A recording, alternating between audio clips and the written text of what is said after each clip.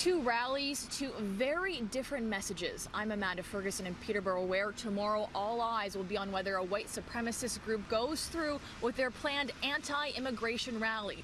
This as the city confirms to CityNews that they will not be issuing the group a permit due to paperwork issues. Cultural diversity makes Peterborough strong because to me, that's what I love about Peterborough. Messages of love and inclusion etched onto the sidewalk in Peterborough. The rain washing away some of the chalk, but not residents resolved to rebuke the white nationalist rally scheduled to take place here tomorrow. It's ignorance to me, it's it's fear, and it made me very angry. Up to 50 white nationalists were expected to converge in a park across from Peterborough City Hall for what they called an anti-Trudeau, anti-immigration rally. The organizer is from Oshawa, but reportedly decided to host the rally in Peterborough after the city indicated he could get a permit. Today, its CAO said no permit will be issued because insurance documents and other signed waivers weren't submitted by the noon deadline. A lot of people want to know why it took improper paperwork for the city to say no.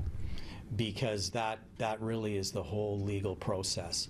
From a city standpoint, if an applicant and what they plan to do meets freedom of speech, meets city policy and requirement, we are legally required and cannot turn down an applicant for that. To withdraw the permit based on a technicality as opposed to rejecting it outright is just outrageous. Various residents and community groups questioning why a permit was almost issued in the first place. So here's the interesting thing about a group of white supremacists trying to get paperwork to go in public places.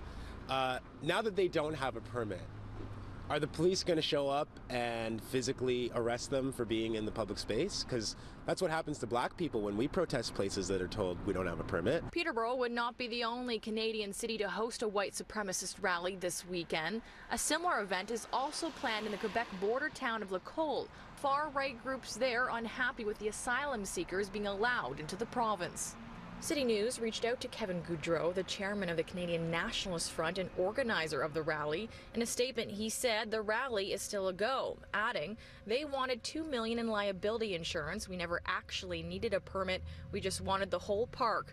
No permit was ever needed in the first place. Same bat time, same bat channel, still a go. Also happening, what's being called Solidarity Weekend. 3 days of counter rallies organized by residents, local politicians, and community activists.